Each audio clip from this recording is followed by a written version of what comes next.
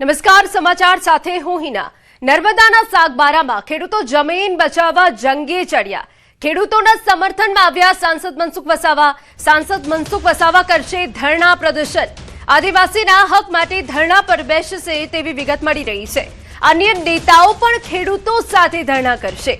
સાંસદ મનસુખ વસાવાએ સુરત કલેક્ટરને પત્ર લખ્યો। આજે વિશ્વ આદિવાસી દિવસ પર આદિવાસીઓને થતા અન્યાય સામે સાંસદ પણ સમર્થનમાં આવ્યા છે। અમારા સંવાદદાતા દીપક વધુ વિગતે વાત કરવા જોડાયા છે। દીપક, સાગબારામાં ખેડૂતોની જમીન બચાવવા હવે સાંસદ ખુદ મેદાને છે, શું વિગત? બિલકુલ, ખાસ વાત કરીએ તો છેલ્લા 25 દિવસથી જે જંગલ જમીનનો સાગબારાનો જે વિવાદ ચાલી રહ્યો છે, ઉમરપાડાને જે સાગબારાના જે ખેડૂતો છે, આ ખેડૂતો વચ્ચે વનકર્મીઓ વચ્ચે ઘર્ષણ થાય છે। છેલ્લા 25 દિવસથી વનકર્મીઓ અને આદિવાસીઓને જંગલ જમીન ખેડતા લોકોને અટકાવતા આદિવાસીઓ છે જે ગુસ્સે ભરાયા છે અને હવે રાજકારણમાં ગરમાવો છે। ખાલી કહી શકાય કે જે આજે જંગલ જમીનના વિવાદ લઈ હવે સાંસદ મનસુખ વસાવા પણ મેદાને આવે છે। સાંસદ મનસુખ વસાવાએ પરમ દિવસે જે વાત કરી હતી કે અહિંસક બાબતે આપણે આંદોલન કરી અને આપણી જે ખેતરો છે તેને ખેડાણ કરવું, ત્યારે આજે ગઈકાલના સવારથી જે ખેડૂતો પોતાના ખેતરો ખેડવા જતા ગયા હતા અને આ ખેડૂતો ખેડવા જતા જ આ વનકર્મીઓ અટકાવ્યા હતા। આ અટકાવ્યા બાદ આજે પોતે જ જાતે ધરણા પર ખેતરો પર બેસી ગયા હતા। ત્યારથી ગઈકાલથી અત્યાર સુધી એટલે કે આખી રાત પણ એ લોકોએ ધરણા કર્યા। આજે આદિવાસી વિશ્વ આદિવાસી દિવસ છે, ત્યારે આદિવાસી વિશ્વ દિવસના દિવસે પણ આ જે ખેડૂતો છે એ પોતાની માંગ લઈને ધરણા પર બેઠા છે। તેમની સાથે હવે સાંસદ મનસુખ વસાવા પણ બેસશે અને આ બાબતે સુરત જિલ્લા કલેક્ટરને પત્ર લખી અને જાણ કરી છે મનસુખ વસાવાએ કે આદિવાસીઓને પડખે રહી અને એમના હક માટે હું ધરણા પર બેસું છું। એટલે જે આ જ્યાં સુધી જે એનો અમલ નહીં થાય અને ખેડૂતોને ન્યાય નહીં મળે ત્યાં સુધી આ ધરણા સારું રહેશે। જી બિલકુલ, આભાર।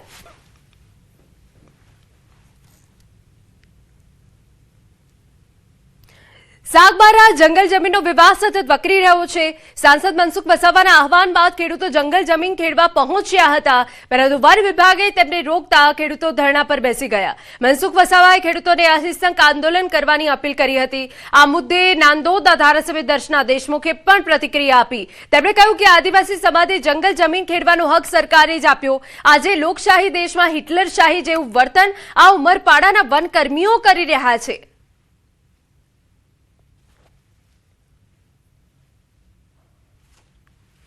જાણે એવું લાગી રહ્યું છે કે આ તો લોકશાહી દેશમાં આજે હિટલરશાહી જેવું વર્તન આ વન વિભાગના કર્મચારીઓ અને અધિકારીઓ કરી રહ્યા છે કે માન્ય મુખ્યમંત્રી સાહેબ, આપ અમારા આ વિસ્તારના નર્મદા જિલ્લાના આ વિસ્તારના જે ખેડૂત ભાઈઓ બહેનો છે કે જેઓ ખેતી કરવા માટે જાય છે અને એમને ખેતી નથી કરવા દેતા, તો આપના તરફથી વહેલી તકે આનો સરળ ઉકેલ આવે અને અમારા ખેડૂતોના ઘરમાં પણ ખુશાલી આવે, એમના ચહેરા પર પણ ખુશાલી આવે એવી આપને હું વિનંતી કરું છું। સમાચારમાં આગળ વધીએ તો અંબાજીમાં ટ્રિપલ અકસ્માતની ઘટના બની છે। બોર્ડર નજીક ટ્રિપલ અકસ્માતની ઘટના બની। શીતળા માતાની ઘાટી પાસે અકસ્માત થયું છે। માર્બલના બ્લોક ભરેલા બે ટ્રેલર અને કારની ટક્કર થઈ। બે ટ્રેલર વચ્ચે કાર સેન્ડવિચ બની। અકસ્માતમાં 3 લોકોને ઈજા પહોંચી છે। ગુજરાત રાજસ્થાન તરફ 2 થી 3 કિલોમીટરનો હાઈવે માર્ગ પણ જામ થઈ ગયો છે। અમારા સંવાદદાતા મહેન્દ્ર વધુ વિગતે વાત કરવા જોડાયા છે। મહેન્દ્ર, અંબાજીમાં ટ્રિપલ અકસ્માત, પૂરી અપડેટ।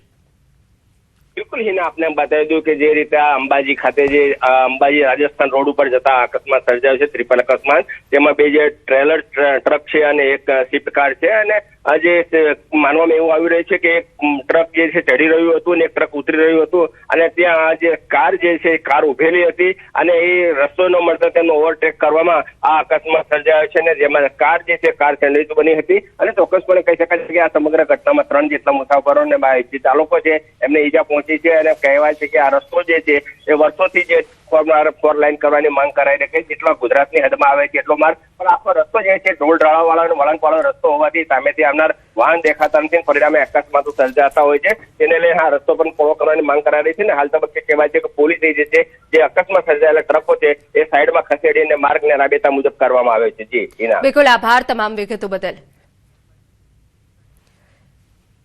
સાબરકાંઠા પોલીસ અને નેશનલ હાઈવે ઓથોરિટી ઇન્ડિયા દ્વારા અકસ્માતો ઘટાડવા અનોખી પહેલ કરવામાં આવી. પ્રાંતિજના રસુલપુર અકસ્માત ઝોનમાં ગંભીર અકસ્માતમાં ક્ષતિગ્રસ્ત થયેલું વાહન પ્રદર્શિત કરાયું, જેથી વાહન ચાલકોમાં માર્ગ સુરક્ષા અંગે જાગૃતિ આવે અને ઓવર સ્પીડ પર નિયંત્રણ આવે. પોલીસ દ્વારા સીટ બેલ્ટ ઉપયોગ, ડ્રાઇવિંગ સમયે મોબાઈલથી દૂર રહેવા અને ટ્રાફિક નિયમોનું પાલન કરવા અપીલ કરાઈ. ઓરિજિનલ અકસ્માતગ્રસ્ત વ્હીકલને સ્ટેન્ડ પર મૂકવામાં આવેલ છે.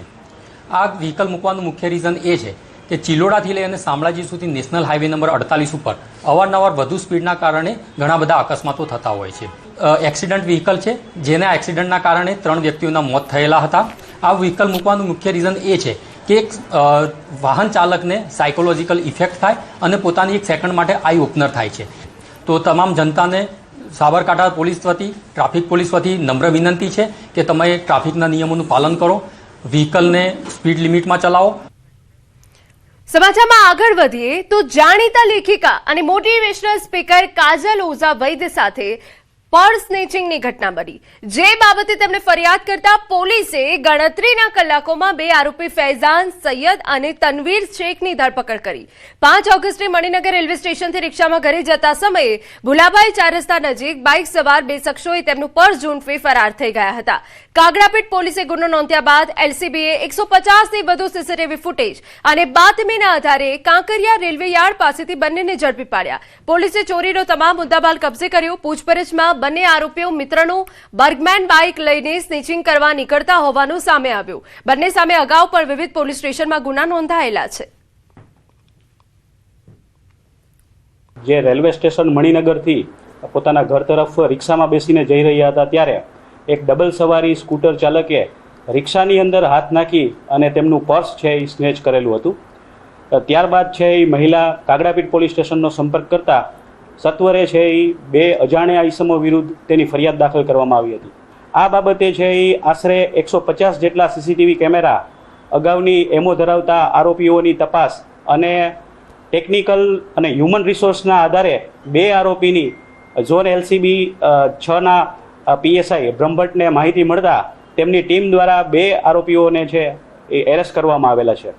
અમદાવાદ શહેર પોલીસનો પૂરા હૃદયથી આભાર માનું છું કે ફક્ત થોડા જ કલાકોની અંદર એમણે આરોપીઓને શોધી કાઢ્યા, પકડ્યા અને ઓલમોસ્ટ મારી બધી વસ્તુઓ જે મારા પર્સ સાથે ગઈ હતી એ મને પાછી મળી છે.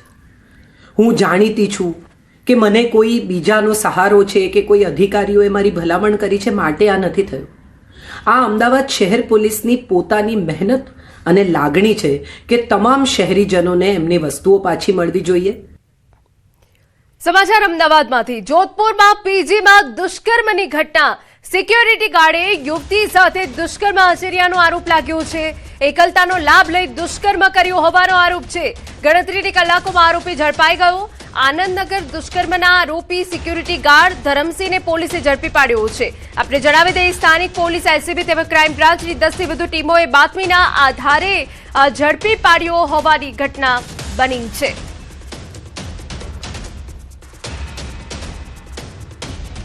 તો સંપૂર્ણ વિગત સાથે અમારા સંવાદદાતા ઋત્વી જોડાઈ ગયા છે. ઋત્વી, ચકચારી આ દુષ્કર્મની ઘટના બની છે, પરંતુ પોલીસે ગણતરીના કલાકોમાં નરાધમને ઝડપી પાડ્યો છે. આખી ઘટના શું બની, શું અપડેટ છે આપની પાસે?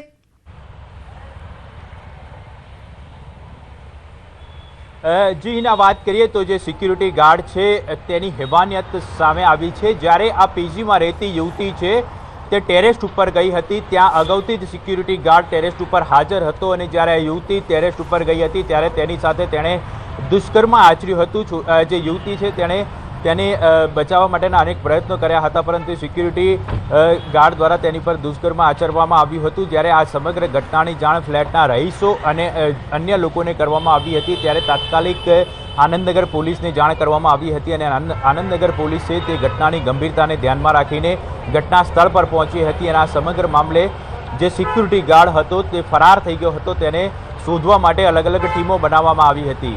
ઘટનાની ગંભીરતાને ધ્યાનમાં રાખીને ઉચ્ચ પોલીસ અધિકારીઓ દ્વારા કુલ 10 જેટલી ટીમો બનાવવામાં આવી હતી, જેમાં આનંદનગર પોલીસની ડિસ્ટાફની ટીમ, ઝોન 7 એલસીબીની ટીમ અને અમદાવાદ ક્રાઇમ બ્રાન્ચની ટીમ, એવી રીતે કુલ 10 ટીમો બનાવવામાં આવી હતી અને 10 ટીમો દ્વારા સઘન તપાસ બાદ આખરે જે આરોપી સિક્યુરિટી ગાર્ડ છે તેની ધરપકડ કરી લેવામાં આવી છે. હાલ આનંદનગર પોલીસ દ્વારા તેની પૂછપરછ કરવામાં આવી રહી છે અને આ સમગ્ર મામલે દુષ્કર્મની ફરિયાદ નોંધીને વધુ કાર્યવાહી પણ શરૂ કરવામાં આવી છે. પરંતુ ખૂબ જ એક ગંભીર બાબત કહી શકાય કે એકલતાનો લાભ લઈને આ સિક્યુરિટી ગાર્ડે પોતાની જે હેવાનિયત છે તે છતી કરી છે અને તેના આધારે હાલમાં પોલીસ દ્વારા આરોપીની પૂછપરછ કરવામાં આવી રહી છે. તો બીજી તરફ વધુ કાર્યવાહી પણ શરૂ કરી દેવામાં આવી છે. બિલકુલ ઋત્વિજ, આખરે નરાધમ તો ઝડપાઈ ગયો છે, પરંતુ પીજીમાં રહેનારી યુવતીઓની સુરક્ષાનો અહીંયા સૌથી મોટો મુદ્દો ઉભો થયો છે. હવે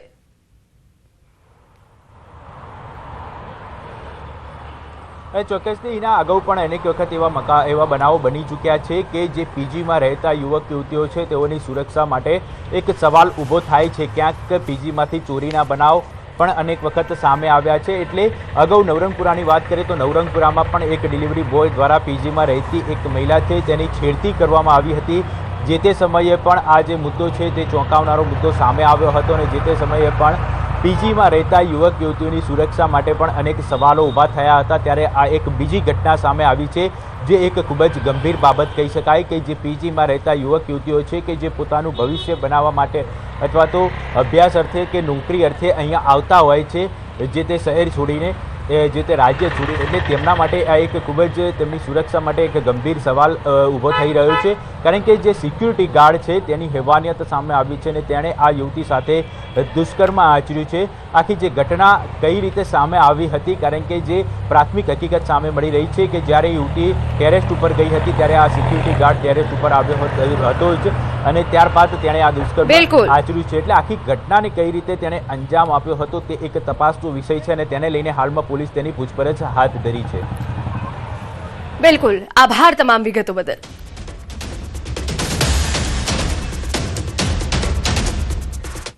સમાચારમાં આગળ વધીએ તો ગોવિંદભાઈ ધોળકિયાનો ડીપ ફેક વિડીયો બનાવી ઠગાઈ. ઓલ્ડ કોઈન કંપનીના નામે ફેક પ્રોફાઇલ બનાવાઈ. હું ગોવિંદભાઈ ધોળકિયા બોલું છું, કહી ઠગોનો નવો ખેલ સામે આવ્યો. આરબીઆઈના નામે જૂના સિક્કા મોંઘા ભાવે ખરીદવાની ખોટી જાહેરાતો કરાઈ. પ્રોસેસિંગ ચાર્જના નામે ₹1500 યુપીઆઈથી પડાવવાનો પ્રયાસ થયો. નિવૃત્ત ડીવાયએસપીના ક્રોસ ચેકિંગમાં સમગ્ર કૌભાંડનો પર્દાફાશ થયો. સુરત સાયબર પોલીસે બીએનએસ અને આઈટી એક્ટ હેઠળ ગુનો નોંધી તપાસ શરૂ કરી છે. ગોવિંદભાઈ ધોળકિયાએ એસઆરકે દ્વારા સિક્કા ખરીદવાની કોઈ યોજના નથી. ટેકનિકલ એનાલિસિસના આધારે આરોપીઓને ઝડપી પાડવા પોલીસે ચક્રો ગતિમાન કર્યા હોવાની વિગત છે.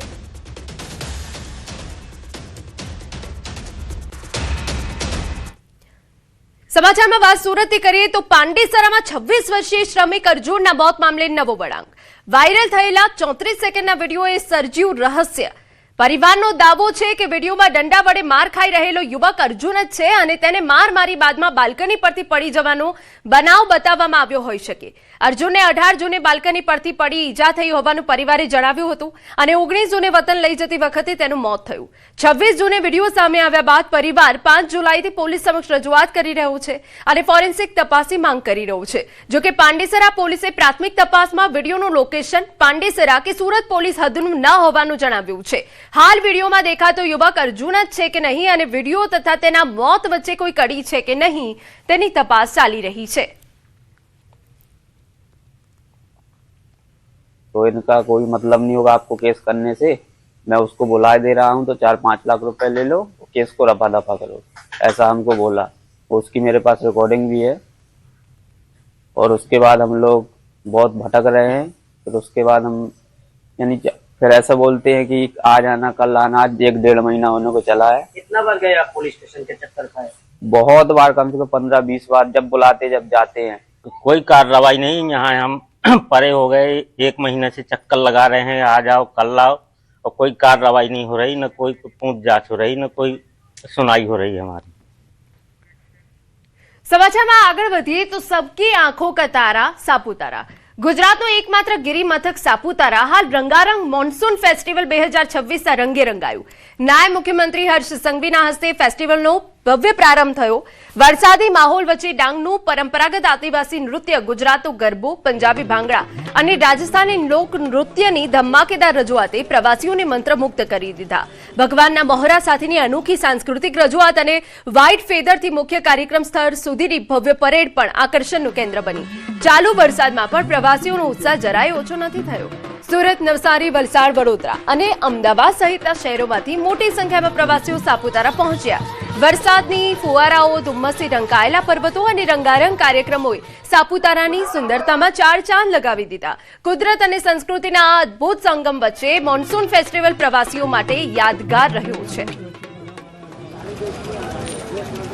કારણ કે આવા મસ્ત મજાના આવા મોન્સૂનના સમયમાં આવા મોન્સૂન જે આપણે સાપુતારા મોન્સૂન ફેસ્ટિવલ 2026માં અમને ઇન્વાઇટ કરી અમને અને આવા મસ્ત મજાના મોન્સૂનમાં અમને અમારી કલાનું પ્રસ્તુતિ કરવા માટે અમને બોલાવ્યા છે. એ માટે એમનો અહીંયાનું જે તંત્ર છે તેમનો અને જે કોઈ પણ કોરિયોગ્રાફર છે એમનો દિલથી અને અમે બધા જ કલાકારો વતી અમે એમનો આભાર માનીએ છીએ. દર વર્ષે અમે લોકો અહીંયા મોન્સૂન ફેસ્ટિવલમાં આવીએ છીએ. એવી રીતે જ આ વર્ષે બી અમે લોકો આવ્યા છે બહુ જ એક્સાઇટમેન્ટ સાથે.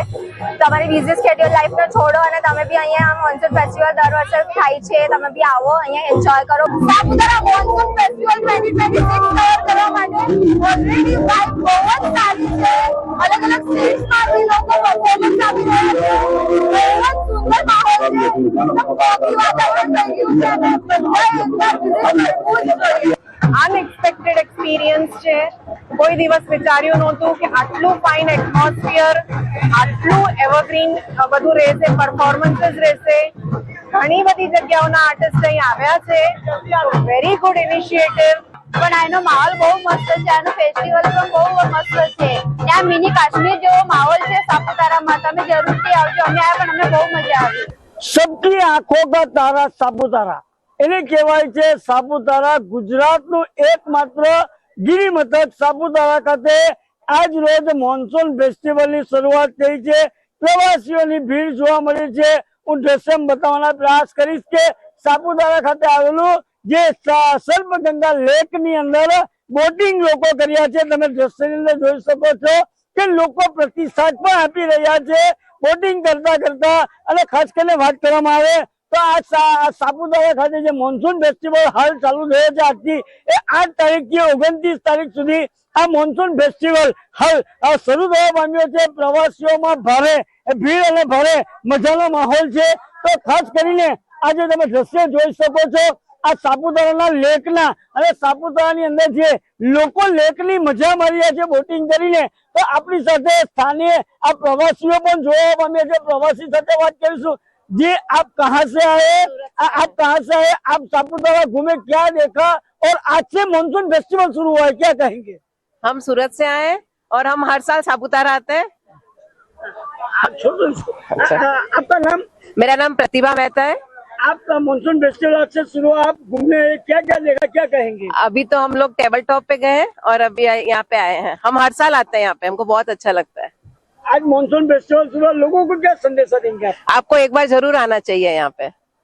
ચોક્કસમાં પ્રવાસીઓ પણ કહી રહ્યા છે કે સબકી આંખો કા તારા સાપુતારા. અને દ્રશ્યમાં હાલ પણ બતાવવાના પ્રયાસ કરીશ કે આ જે દ્રશ્ય છે સર્પગંગા તળાવની અંદર આ જે લોકો પ્રવાસીઓ જે મજા માણી રહ્યા છે અને પ્રવાસીઓ સાથે આજે આ લોકો સેલ્ફી લેતા પણ જોવા મળ્યા છે. અને ખાસ કરીને વાત કરવામાં આવે તો આ સાપુતારાથી આ સાપુતારાની અંદર આજથી જે મોન્સૂન ફેસ્ટિવલ ચાલુ થયો છે અને વીકેન્ડ હોય પ્રવાસીઓ ધસારો પણ જોવા મળ્યો છે. સમાચારમાં આગળ વધીએ તો સાપુતારા બસ સ્ટેન્ડે હર્ષ સંઘવીની સરપ્રાઇઝ મુલાકાત દરમિયાન ડેપો મેનેજરનો ઉધડો લીધો હોવાની વિગત છે. શૌચાલયને તાળા મારેલા જોઈ ખખડાવ્યા. ડેપો મેનેજરનો સ્થળ પર જ ઉધડો લીધો. શૌચાલય તાત્કાલિક ખોરવા કડક સૂચના આપી. બસ સ્ટેન્ડની વ્યવસ્થાનું નિરીક્ષણ પણ કર્યું હોવાની વિગત. અને આ દિવ્યાંગનું શૌચાલયને તાલુ કેમ મારીને રાખ્યું? ચાલુ ખોલ્લો. આપણે વ્યવસ્થા માટે રાખ્યું છે. તાલુ ખોલ્લો. તાલુ ખુલ્લું હોવું જોઈએ હવે પછી. હા હાજી હાજી.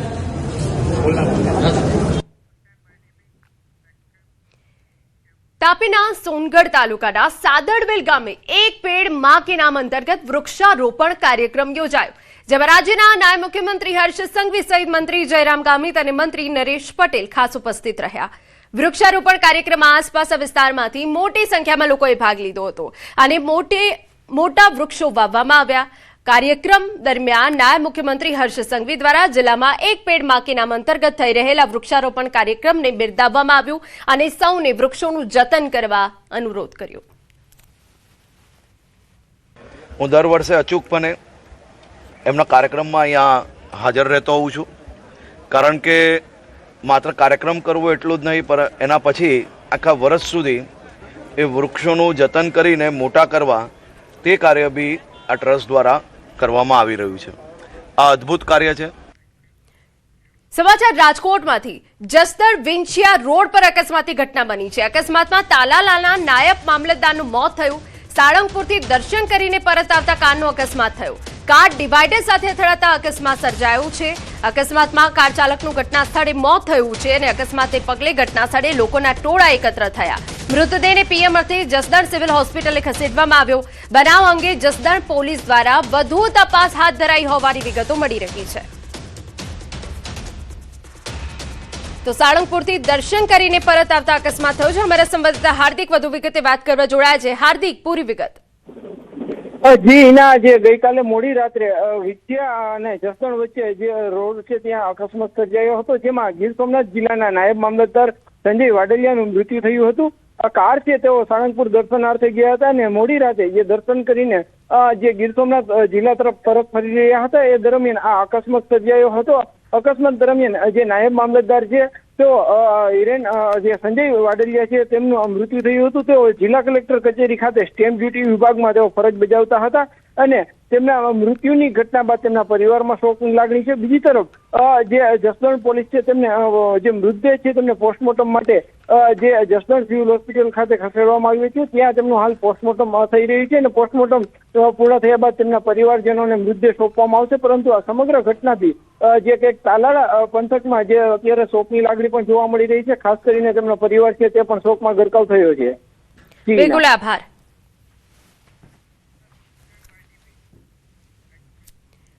સમાચારમાં આગળ વધીએ તો સાબરકાંઠા જિલ્લામાં ચાલુ વર્ષે સારો વરસાદ થતા ખેડૂતોમાં ખરીફ વાવેતરને લઈ ઉત્સાહ જોવા મળી રહ્યો છે.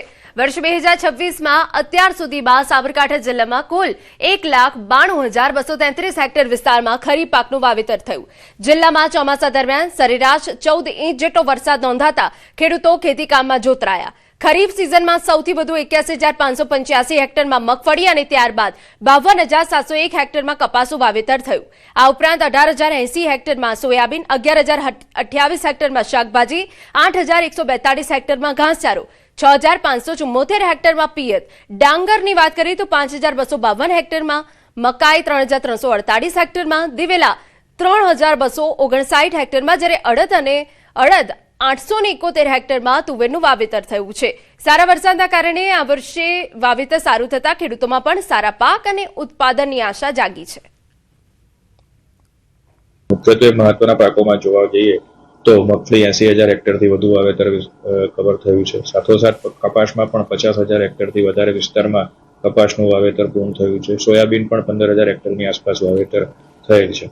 સાથોસાથ હજુ દિવેલા પાકનું વાવેતર કૃષિ યુનિવર્સિટીની ભલામણ મુજબ હાલ ચાલુ થયેલ છે અને અંદાજે 25,000 હેક્ટરની આસપાસ દિવેલાનું વાવેતર થાય તેવો આશા સેવાઈ રહી છે. પોરબંદરના સર્વોદય વન પ્રોજેક્ટને લઈ વિવાદ સર્જાયો છે. ₹20 કરોડના પ્રોજેક્ટમાં ગુણવત્તા સામે સવાલો ઉઠી રહ્યા છે. તાજેતરમાં એક જાગૃત નાગરિકે બાંધકામના મટીરીયલને લઈ વિડીયો વાયરલ કર્યો. વિડીયોમાં પેવર બ્લોક અને બાંધકામમાં વપરાતા મટીરીયલની ગુણવત્તા સામે સવાલો ઉઠાવવામાં આવ્યા. સ્થાનિકોના આક્ષેપ મુજબ બાંધકામમાં નબળી ગુણવત્તાનું મટીરીયલ અને દરિયાની રેતીનો ઉપયોગ થઈ રહ્યો છે.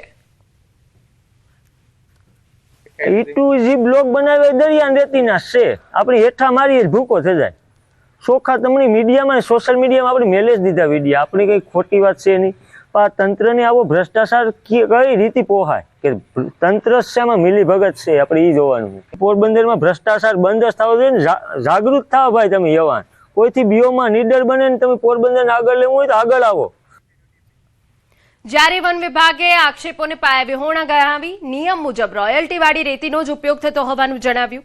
અધિકારીઓને જણાવ્યા મુજબ બાંધકામને મજબૂતી મેળવવા માટે ક્યોરિંગનો સમય જરૂરી હોય છે, ત્યારે વાયરલ વિડીયો બાદ પ્રોજેક્ટની ગુણવત્તા અંગે તપાસ થાય તેવી માંગ ઉઠી છે. કોઈ પણ આક્ષેપો કરી શકે, પણ ખરેખર ત્યાં સ્થળ ઉપર જે કામ ચાલુ છે એ કામ કોઈ જોવે તો એમને આઈડિયા આવે કે કયા લેવલનું અને કઈ રીતના કામ થાય છે. એટલે એ આક્ષેપો તો એ કંઈ એટલા મને નથી લાગતા કે યોગ્ય હોય. 10-12 દિવસ થાય પછી એનું પ્રોપર સ્ટ્રેન્થ આવે પછી જ એને ટૂંકમાં સ્ટ્રેન્થ આવ્યા પછી જ એ મજબૂત થતું હોય છે. કોઈ પણ વસ્તુ બનેલી હોય ને તાજી કે ચાલુ કામમાં આપણે ઉપાડીને પછાડીએ કે તોડીએ તો એ તૂટી જ જવાનું છે. સમાચાર નર્મદામાંથી. જંગલ જમીન ખેડવાનો મામલો રાત્રે પણ આદિવાસીઓના ધરણા શરૂ રહ્યા. જમીન બચાવવા આખી રાત ખેડૂતોએ ધરણા કર્યા. ખેડૂતો ખેતરોમાં ધરણા પર બેઠા. વિશ્વ આદિવાસી દિવસે પણ અહિંસક આંદોલન ચાલુ. છેલ્લા 24 કલાકથી કરી રહ્યા છે આંદોલન. 12 ગામના આદિવાસીઓનો વિરોધ. વિશ્વ આદિવાસી દિવસ ધરણા કરી ઉજવશે. આદિવાસી નેતાઓનો ખેડૂતોએ સાથ માંગ્યો છે.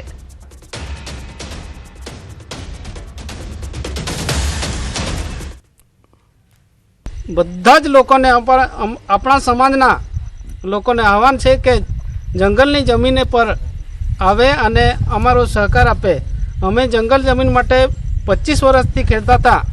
એ જમીન અમને જંગલ ખાતાએ અટકાવી દીધું છે.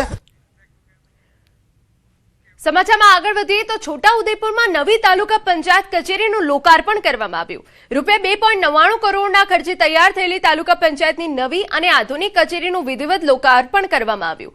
નોંધનીય છે કે સ્થાનિક સ્વરાજ્યની ચૂંટણી પહેલા કચેરીનું બાંધકામ પૂર્ણ થઈ ગયું હતું, પરંતુ આચારસંહિતા લાગુ થતાં લોકાર્પણ અટક્યું હતું. હવે લાંબી રાહ બાદ નવી કચેરી શરૂ થતાં તાલુકાના 144 ગામોના લોકોને પંચાયત સંબંધિત કામગીરી માટે મોટી રાહત મળશે. નવા મકાનનું લોકાર્પણ આજરોજ સાંસદ શ્રી જસુભાઈ રાઠવા ના વરદ હસ્તે અને ધારાસભ્ય શ્રી રાજેન્દ્રસિંહ રાઠવાજીની વિશેષ ઉપસ્થિતિમાં અને સાથી મિત્રોની ઉપસ્થિતિમાં કરવામાં આવ્યું. 299 લાખના ખર્ચે આ ભવન નિર્માણ થયું છે અને ખૂબ જ ટૂંકા ગાળામાં 14 મહિનાના ગાળામાં તૈયાર થઈ અને લોકોના ઉપયોગ માટે ખુલ્લું મૂકવામાં આવ્યું. છોટાઉદેપુર તાલુકાના વિકાસને વધુ વેગવંતો બનાવવા માટે ગુજરાત સરકાર દ્વારા 2 કરોડ અને 99 લાખના ખર્ચે છોટાઉદેપુર તાલુકા પંચાયતના નવીન ભવનનું જે આજે લોકાર્પણ થઈ રહ્યું છે, ત્યારે હું છોટાઉદેપુર તાલુકાની તમામ નાગરિકોને ખૂબ ખૂબ શુભેચ્છા પાઠવું છું.